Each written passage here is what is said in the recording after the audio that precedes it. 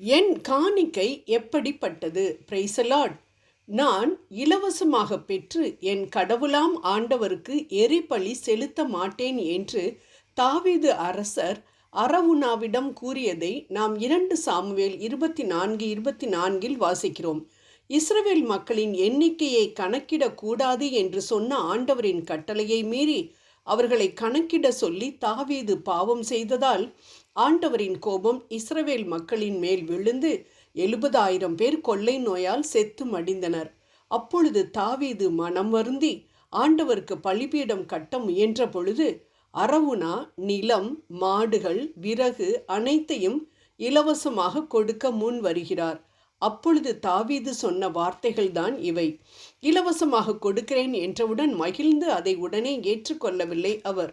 மாறாக ஆண்டவருக்கு காணிக்கையாக கொடுக்கும் பொழுது எப்படி இலவசமாக பெற்றதை கொடுக்க முடியும், அது கூடாதே என்று சொல்லி எவ்வளவு அருமையாக அவர் மறுத்ததை நாம் இங்கு பார்க்கிறோம். ஏனெனில் ஆண்டவருக்கென்று நான் எதை செய்தாலும் அது ஏதாவது ஒன்றை இழந்துதான் நான் கொடுக்க வேண்டும் என்பதில் உறுதியாக இருந்தார் தாவீது. ஆம் அன்பானவர்களே, இந்த பகுதியை தியானிக்கும் பொழுது மகத்துவமான ஆண்டவரை நாம் ஆராதிக்கும் பொழுதோ காணிக்கையை செலுத்தும் பொழுதோ எவ்வளவு ஜாக்கிரதையாக நாம் இருக்க வேண்டும் என்பதை அறிய முடிந்தது. ஆம், நாம் எதை ஆண்டவருக்கு கொடுத்தாலும் நம்மை நாமே கேட்டு பார்ப்போம். ஆண்டவருக்கு நான் இதை கொடுத்ததினால் எதையாவது நான் இழந்திருக்கிறேனா என்று. அப்படி இழந்திருந்தேன் என்றால் அது உண்மையான ஆண்டவருக்கு பிடித்தமான காணிக்கை. ஆம், அது நமது பணமாகவோ நேரமாகவோ நமது பலனாகவோ இருக்கலாம். ஆனால் அந்த காணிக்கை நம் தியாகத்தின் மூலமாக கொடுப்பதாக இருக்க வேண்டும்.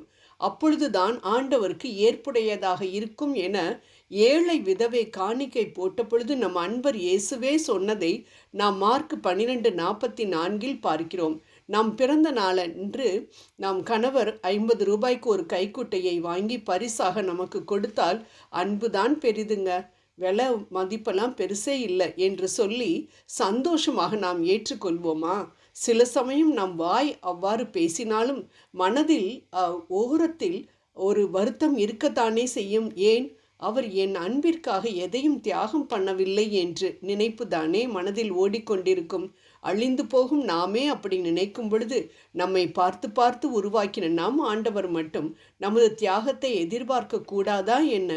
இதைத்தான் காயின் ஆபேல் காணிக்கைகளில் நாம் தொடக்க நூல் 4 பார்க்கிறோம். அதே போல ஆபிரகாமும் ஆண்டவருக்கு தன் மகனுக்கு பதிலாக ஆயிரக்கணக்கான ஆடு மாடுகளை பலியிட்டிருக்கலாம். அப்படி செய்திருந்தால் அவர் ஒன்றையும் இழக்கப் போவதில்லை. ஏனென்றால் அவர் மிகப்பெரிய செல்வந்தர். ஆனால் தன் ஒரே மகனான ஈசாக்கை பலியிட முன் வந்தார். எப்பேற்பட்ட தியாகம்! அதனால்தான் ஆபிரகாமை ஆண்டவர் அபரிமிதமாக ஆசீர்வதித்ததை நாம் பார்க்கிறோம். ஆம் அன்பானவர்களை, நாம் ஆண்டவருக்கு எதை கொடுத்தாலும் ஆபேலை போல சிறப்பானதை கொடுக்க வேண்டும் என விவிலியம் கூறுகின்றது.